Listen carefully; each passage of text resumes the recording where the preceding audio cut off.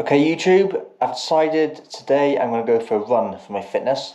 So now it's just gone 12 o'clock, midday. I haven't eaten yet. Last time I eaten was 8 p.m. last night, 9 p.m. last night, I think. So there's quite a long fast. I don't feel really hungry, but I'm going to go for a run and I better have some energy. So I'm going to talk now about my little routine of what I do to go for a run. So a lot of people have never been for a run ever before. So this is my little routine of what I do. I'm quite fussy really. My routines are the same every day. If I don't do what I want to do, I feel like I can't do it. I get really nervous or paranoid that it's going to go wrong. So little things like socks, I have to make sure I'm wearing the right socks. Even if I buy a brand new pair of socks, I can't just stick a pair on and go for a run, just in case they're uncomfortable, I get blisters or I don't like them. I have to wear them for a couple of days, and I always like to wear the same socks for different fitness things. So like a bike ride, I wear a certain sock. A run, I go for a certain sock. My trainers, I know which ones I like, which I don't like. I have to eat or drink certain things, otherwise I feel like I'm going to not be able to complete it. So what I got today is first of all, I'll just turn the camera around. I've just heated up some porridge. So I don't always eat breakfast, and recently I've been eating granola, but I ran out, so I'm going to go back to porridge. So in there, I did weigh it. It was 30 grams of porridge, and then you got the milk. And instead of sugar, today I put in some honey. And I put the honey in first, so it melted, and it's all gone mixed in. It's a little bit hot at the moment because there's only 30 grams in there. It might feel quite hot for the amount of time I put it in there for. Right. At the same time as my porridge, I've got a cup of coffee. This is actually the second coffee I've had today, because I did have one this morning. Even though I said fasting and I had milk and sugar, can't really call that food. So this is the second drink I've had today, but it's the first meal I've had today. Just a quick one before I keep going on. As I'm going to be turning the camera around, you might lose a bit of sound, because I do think I got the new GoPro Medium mod with a microphone up here, and I think it either works facing forward or there's one facing back, and you've got to change the settings. You're going to choose one or the other, and I got it facing forwards. So when I turn it round and I'm looking at the food or whatever, you might not hear me so well. Right, so I got my coffee. I always have 1 spoon of coffee, 2 spoons of sugar and milk. And the milk I use, just to let you know, is semi-skimmed milk. I don't have oat milk, I don't have lactose-free milk, I don't have skimmed or super skimmed or any special milk. I have real milk. Let me just show you. Real milk, but the green lid. Okay, and I have real sugar, white sugar, 2 of them. I've said this before in a different video. I don't really think that 2 sugars is going to affect my health that much, because like I said, I don't have that many coffees, and I don't have beer, I don't have alcohol, fags or sweets and things as well. So 2 sugars isn't too bad. Actually, because I've got the camera facing that way, I can use a new Volta handle, and I can actually put it into a tripod. Okay, so I got my porridge. It's quite hot, so what I normally do is waste a bit of time while that's cooling down. I'll sip my coffee, and I'll also watch a bit of YouTube or play silly games on my phone. At the same time as my porridge is digesting, and then I'll get dressed and do things like that. And at the minute, I got a bit of a bad hip or thigh or leg muscle. I'm not really sure which muscle it is, because when I'm not running, it doesn't really hurt that much. When I am running, it starts to hurt, but then the pain goes as you get warmed up and put the music on, so I forget where it is. And I don't really like to fuss about injuries too much, because I think you just think you're injured and then you put off things what you could do. So if I can do a run, I can do a run and I'll go for it. If I can't, I'll walk and I won't do it today. People say, oh, if you're injured, you shouldn't exercise. If you can do it, you can do it. If you can't, you can't. But I don't do stretches, I don't do massages and all stuff like that. I just go for it. So I got a bit of an injury, so I might take some painkillers, and then I might go upstairs before I put my shorts on. I might put some deep heat on my legs. It's not magic, but it does warm up a little bit.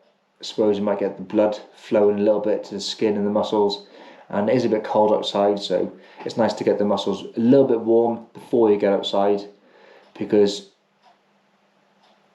you got to think, until you're warmed up, your muscles aren't warm yet. So you might injure yourself in the warm-up. So the coffee, the painkillers and the deep heat will warm yourself up before you've even gone on a warm-up. So I'm not going to injure myself on the warm-up. And then I'm going to do the warm-up so I don't injure myself on the workout. Little things then, so I'll make sure my watch is charged. I got 38% watch charge. Yeah, that's good for another couple of days, depending on how much exercise I do. My phone's on charge, it's got the power bank, that's fine. Today's weather, I'll check the weather first, because you want to make sure you're wearing the right clothes. So BBC weather app, where I'm at now, it says 8 degrees.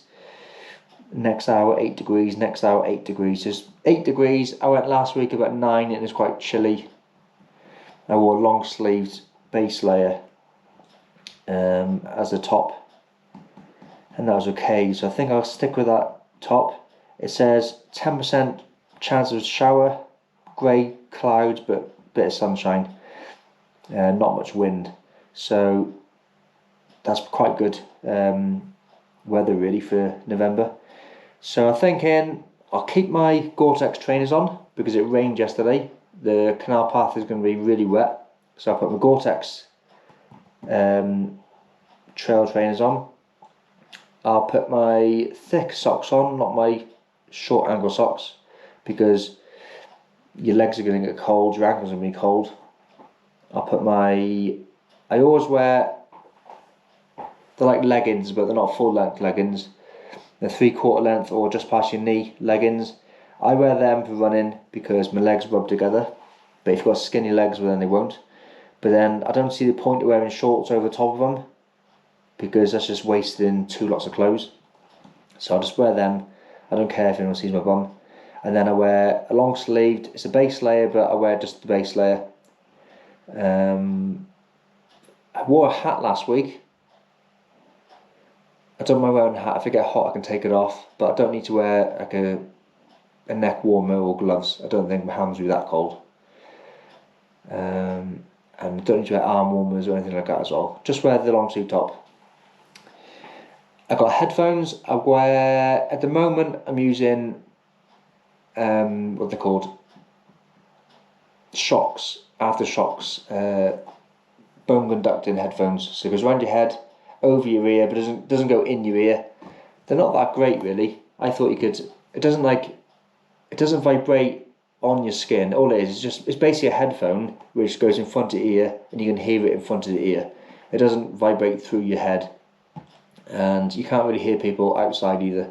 But people outside can hear what you're listening to, so it's not great really. If you're on a train or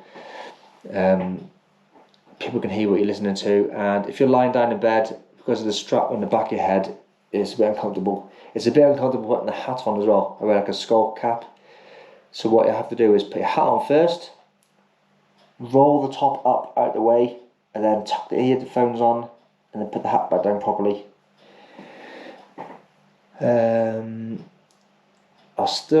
I wear a wrist sweatband, because in the summer when you got sweat running down your face, you can easily wipe it off. I know you got my long sleeve top on, but it saves putting sweat on the top. Just go like that. If I didn't have the hat on, I'd have a head sweatband. Just stops the sweat running in your eyes.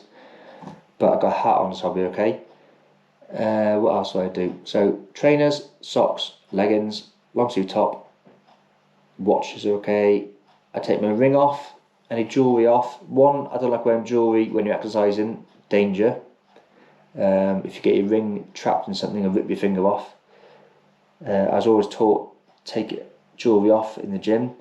2, it's just annoying. And 3, depending on what your hands are like, if your hands are cold outside, your fingers might shrink and go smaller, and then when they're sweaty, be slippy, so your ring might slip off.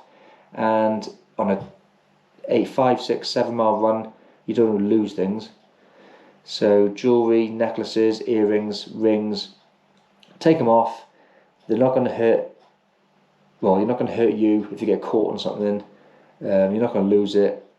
You're not going to get annoyed with it jangling around. Earrings, you could easily get it tangled on. For example, you could have a loop earring on, and then where I live, in running down canal, there's branches. Now you could have to duck and avoid the branches, but you might not see it, and it might just whip your face. And if that catches in your ear, you're running whatever kilometres an hour down the road, it'll rip your ear out. Necklaces banging around, it's in your jacket, it's out your jacket. Again, it might get caught on a stick, a tree, a branch, and rip off. If you live in a city and you run on the pavement, it's not going to happen, but you might have to run past someone's umbrella, or it could get tangled. Rings, you might have to put your hand on a fence or a gate or a sty or whatever to climb over a wall, and jump over a wall, climb over a wall, open up a gate, and then you never know. As you're running, you could slip. It's a bit, the odds of it happening are a bit odd, a bit high, but you might slip in a puddle, put your hand out to stop yourself falling, put it on the top of a wood or wall, and then you'll skid and slip in the wet because it's mossy and slippy. You never know. Your ring or your watch could get stuck in a little bit, and then you pull your finger back and it'll just pull all the skin off your finger. I've seen it happen to some people. Take them off. If you're doing CrossFit, you're doing handstand push-ups and you're doing things and you're chucking things, as well as the blisters. Some people see it as like a gladiator mark. I got scars on my hands. I always wear gloves in the gym with the ring off. You get a blister on your finger if you're wearing a ring, it digs in. People see it, they take photos of the hands, they're doing CrossFit, and look at my hands, they're so bleeding and they've got blisters and their skin's falling off. That's not good. That's actually bad. It means you haven't prepared. How can you lift up the next rep and the next set or the next event or the next day if your hands are sore? So you can spend the next 3 days not being able to lift. Just put some gloves on or chalk on or something on your hands, protect your hands. You'd never get blisters. Might get a bit of skin peeling off, but you'd always be able to lift. So yeah, trainers, socks, leggings or shorts, top, watch, sweatbands, ring off, hat on, headphones on. The porridge is gone, the coffee's gone in, I've been to the toilet, painkillers are working, deep heat's working. I'll decide what I want to do, where I want to run. So if I'm going to do 1 mile, 2 mile, 5 mile, 10 mile, I'll decide how far I want to go. I've usually got a route planned on my Garmin watch, on my app. I'll make sure then I'll go into the app, and then you've got to, if you haven't done it already and you planned a route and a session on the Garmin app, you've got to send it to your phone.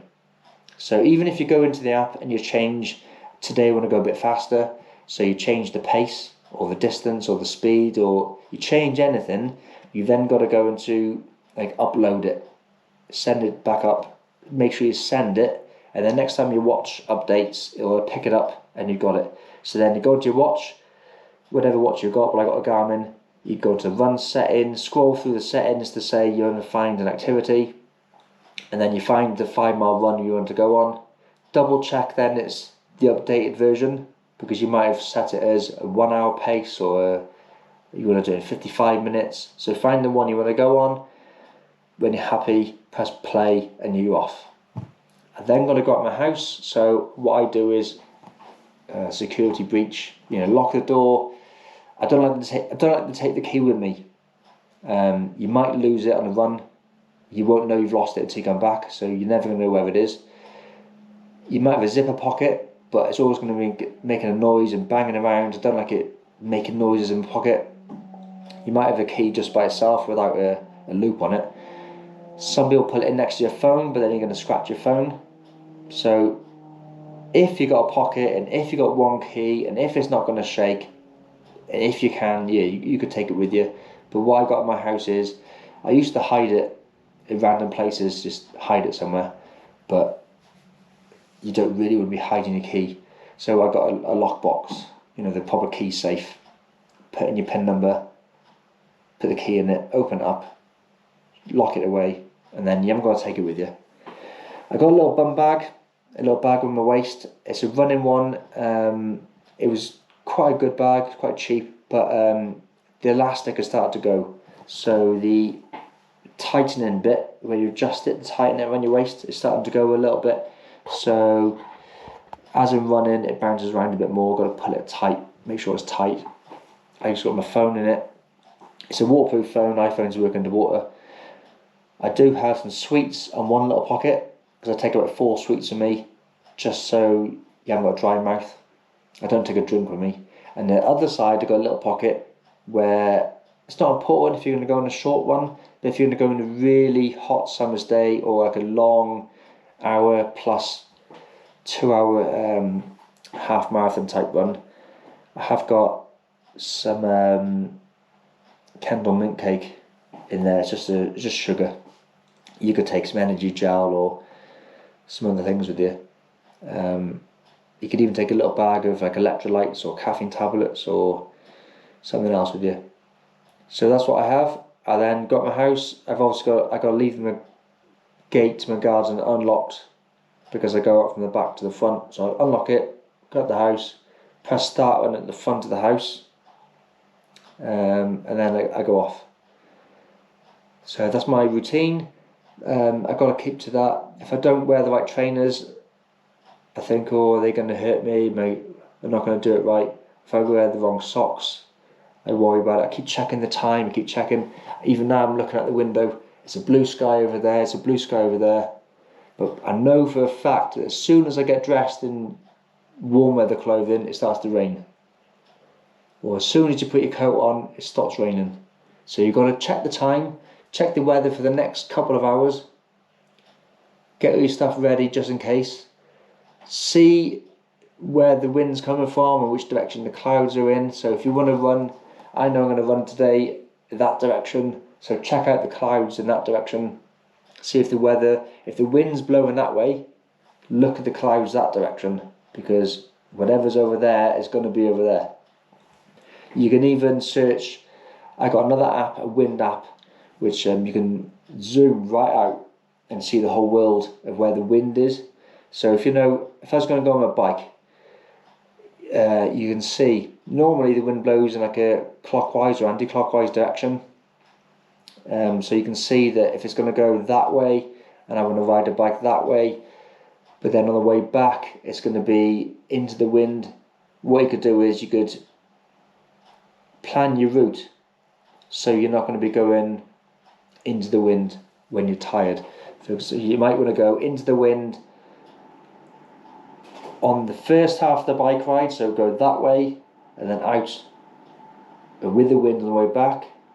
Or if you know you're going to go into the wind, because you can, whatever the route is, you might want to change your routes, so then you go into a shaded route, like a back lane with hedges and trees. And if you're going to go slow anyway, because it's wet and windy, you might as well just hit some hills and go over some hills and things, because you can't go faster anyway. That's just if you can change it. If you live and there's only one road, and you have to go on that road there and you have to go that road back, tough. You're in the wind, you're in the rain, you're in whatever you're going. I'm just saying, if you got a choice, you've got a choice of, you can run over there, run over there, run over there. You might want to plan the way you're going to go, change your course, plan depending on what the weather's like. Be prepared. I know it's going to be 8 degrees for the next 3 hours. It's going to be grey with pretty much all day. It's about 10% chance of rain. So pretty good weather conditions today. Light rain tomorrow. So get out today while I can. Do a little bit. Last week I was doing my Steve's workout runs where I've planned progressively harder sessions to building up to a fitness test. But like I said, my hips hurting a bit, and the last run I did was pretty difficult. So I think what's happening is maybe my plan, it's the first time I've done this plan, and maybe the plan's progressing faster than I've improved fitness wise. So you can't always beat your PB last session. You can't go in the gym and say I'm going to do 60 kilograms, 70 kilograms, 80 kilograms, 90 kilograms, 100, 110, 120.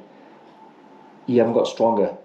So what you need to do is, in the gym wise, you can do, it's easy, do a test of what your 1 rep max is, and then work off 80% of that, 90% of that, and just do reps.